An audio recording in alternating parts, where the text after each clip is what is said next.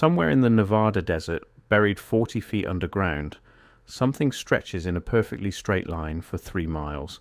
No curves, no deviations, no explanation. Satellite imaging technology flagged it in the early 2000s. Geological survey teams looked at the data and quietly moved on. Independent researchers stumbled across the coordinates years later, cross-referenced the imagery with historical surveys, and found something that made even the most skeptical among them stop cold. The geology of that region does not produce straight lines. Nothing in nature does. Not fault lines, not mineral veins, not underground water channels. The Earth does not work in geometry. And yet, there it is, 3 miles of it, 40 feet down, running through the desert floor like someone drew it with a ruler. We are going to show you what the satellite data reveals, what researchers have concluded about its origin, and why the explanation you are about to hear has been nearly ignored by mainstream archaeology. But before we get into that, if this is the kind of content that makes you stop scrolling at 2 in the morning because you cannot believe nobody is talking about this, subscribe now. We cover the hidden architecture of the ancient world every week. Now, let us talk about what is buried under Nevada. The coordinates sit in a stretch of Nevada desert that most people drive past without a second glance. Flat, pale, the kind of landscape that tricks the eye into thinking there is nothing there. But from above, from hundreds of miles above, the picture changes. When satellite imagery was analyzed using ground-penetrating radar overlays, researchers identified a subsurface formation that stood apart from everything around it. The surrounding geology is what you would expect from ancient lakebed deposits and volcanic sediment, irregular, layered in the random way that millions of years of natural activity creates, and then, cutting through all of it, a straight line, 3 miles end to end, buried at a consistent depth of 40 feet across its entire length. The width varies between 12 and 18 feet by section. The linearity never wavers. Independent researcher teams describe the formation as exhibiting 0 measurable angular deviation across its full length. In practical terms, aim a laser pointer at one end and it would hit the other dead on. The official explanations cluster around a few familiar categories: underground pipeline infrastructure, old mining survey markers, natural geological phenomena. Each has a problem. There is no documented pipeline in that corridor.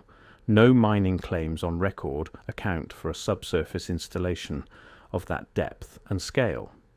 And the geological explanation falls apart the moment you look at what surrounds the formation. The rock strata on either side bends, it fractures. It does exactly what rock is supposed to do after eons of seismic activity.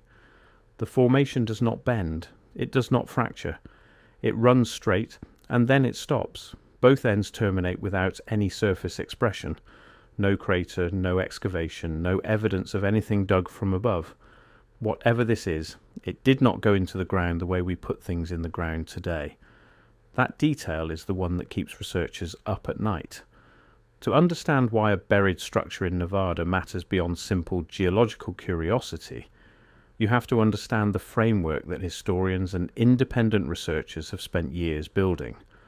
The Tartaria hypothesis proposes that there existed before our current historical record a global civilization of extraordinary technological sophistication. Not ancient in the way we typically use that word, meaning primitive and scattered. Ancient in the way that implies something that came before us and surpassed us. The name comes from historical maps. For centuries, European cartographers labelled a vast stretch of territory across Asia, Eastern Europe and into Siberia as Tartaria or Grand Tartary. The region appears on maps well into the 1700s as a populated, politically organised civilization. Then, in the span of a few generations, it vanishes from the record almost entirely, not just from maps, from monuments, from architecture, from memory itself. Researchers within this framework point to a pattern repeating across every continent. Buildings of extraordinary scale and precision appearing fully formed in the historical record, with no developmental stage. Construction techniques that should have been impossible given the tools mainstream archaeology assigns to those periods. and evidence of catastrophic destruction across multiple regions at roughly the same historical moment. The Tartaria hypothesis suggests that what we call ancient history is the aftermath, that the ruins we study and the anomalies we scan in Nevada are remnants of the same civilization, one that was destroyed deliberately, erased from memory intentionally, or so far beyond our current frame of reference that we have not developed the language to describe what we are looking at. The Nevada Formation, researchers in this space argue, is a piece of that infrastructure. One of the most compelling arguments for the Tartarian interpretation comes not from the anomaly itself, but from what surrounds it. Within a 200-mile radius, researchers have catalogued surface and subsurface features that, taken individually, mean very little. Taken together, they begin to look like something else entirely. There are ruins of stone foundations in the region predating any documented settlement by centuries. Foundations with the kind of dimensional precision that modern construction requires laser measurement to achieve. Stones fitted together without mortar in configurations that have survived every earthquake the region has thrown at them. There are remnants of what appear to be water management infrastructure. Channels carved into bedrock at grades so precise they would still function today if reconnected to a water source. The mainstream interpretation calls them natural erosion features, but the paths are too deliberate for that to hold. There are documented reports of early 20th century mining operations that broke into chambers, not natural cave formations, chambers with right angle corners, chambers with worked surfaces on the walls, chambers that mining companies sealed and walked away from, with no official record of what was found inside. And now there is the line. What Tartarian researchers propose is that these features are all connected, not metaphorically, literally.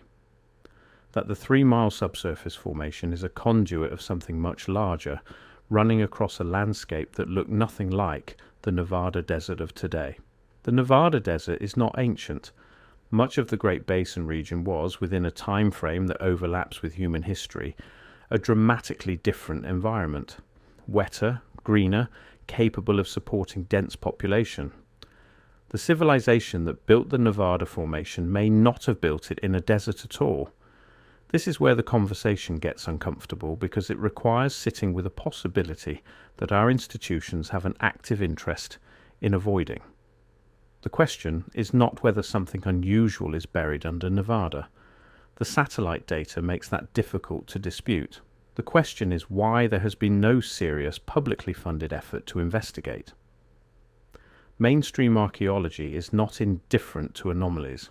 When something unusual turns up, resources mobilize, papers get written, the institutional machinery of inquiry grinds into motion. That has not happened here. The formations were flagged, the data was noted, and the conversation moved on with a quietness that researchers in this space find telling. There is a version of this story where the explanation is simply bureaucratic. The land is federally managed, permits are required, nobody has the funding to dig. But there is another version, and it is the one the Tartarian research community returns to repeatedly. If the structures under Nevada are genuine remnants of a prehistorical civilization, then their existence is not merely an archaeological curiosity. It is a rewrite of who built this world, when they built it, and what happened to them. That rewrite has consequences for religious institutions rooted in particular origin narratives, for academic disciplines built on the accepted timeline, for governments whose legitimacy traces back to a historical story that suddenly becomes much more complicated. The suppression, if that is what it is, would not require a coordinated conspiracy. It would require something far simpler. The institutional instinct to protect what has already been built. What is buried in Nevada has been there long enough that it does not need to be actively hidden. It just needs to never be looked at carefully. And so far it has not been. The leading interpretation is that the Nevada line is a segment of an energy distribution network. The central argument is that this civilization did not use combustion as its primary energy technology.